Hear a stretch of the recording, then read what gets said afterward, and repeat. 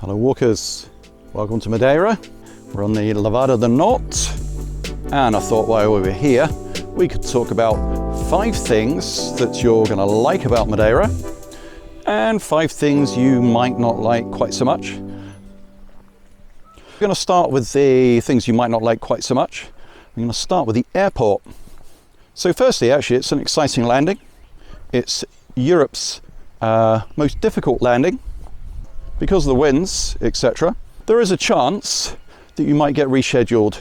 If it's too breezy to land, you may get moved off to Porto Santo to land there and wait for the wind conditions to change, or you might even be sent all the way back home. The next one, well, you can see that we're up in the hills here. Madeira is a volcanic island. It's very tall, lots of hills and lots of steps. So you're fine right on the promenade in Funchal and obviously around all the hotel areas, but if your mobility isn't good, you might find it difficult. Next thing you might find, so in recent years, Madeira has become much more popular. It's been discovered, as it were, probably through people like YouTubers, those dastardly devils who keep filming and telling people how nice Madeira is. So you might find that to get good accommodation at a good price, you're going to have to book earlier and earlier. So sometimes, 6 months in advance, I'd say.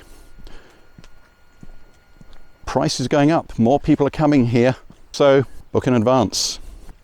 Next thing, you probably won't mind if you're on a cruise ship yourself, but if you're in Funchal and a cruise ship or two dock, there's got to be an extra 5,000 or so people walking around the town, filling up all the cafes, etc. It's going to feel a lot more busy. People on the cruise ships will tend to just stick to a certain few areas.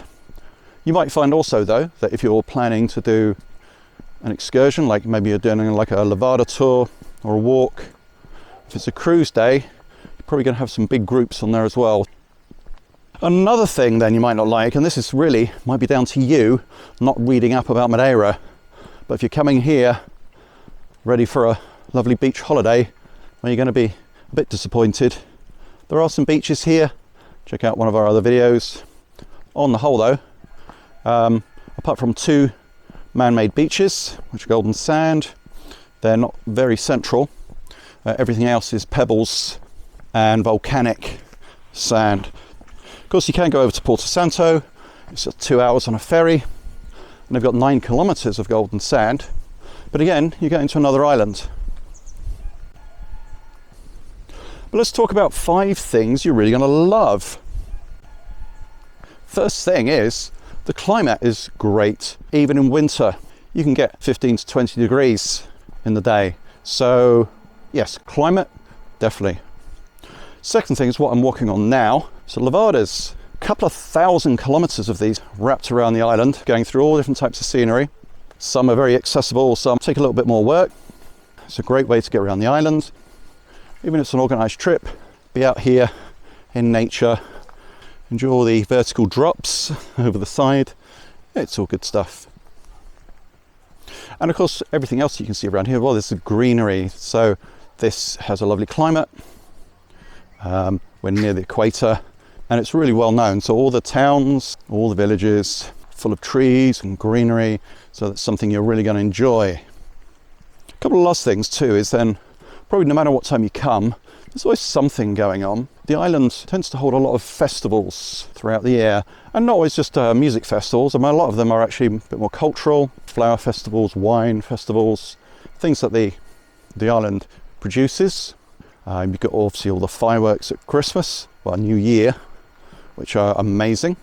And there's always some sort of sporting activity, the classic car rally going on. So you can check out the Madeira website, got dates of festivals and so on.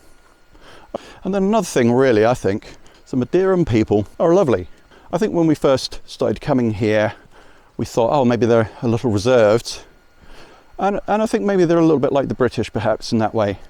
But really, once you talk to them, really helpful. I'm always amazed if you get on a bus and you see someone get on and they're a tourist maybe, and they're not, you know, not as young as other people. You get the local lads will happily get up and give their seat, and it's just a really sort of quite kind culture here. So yeah, the people, it's going to be something that you love. And so here, I'm going to leave you here on the Levada do Norte. Happy travels, take care.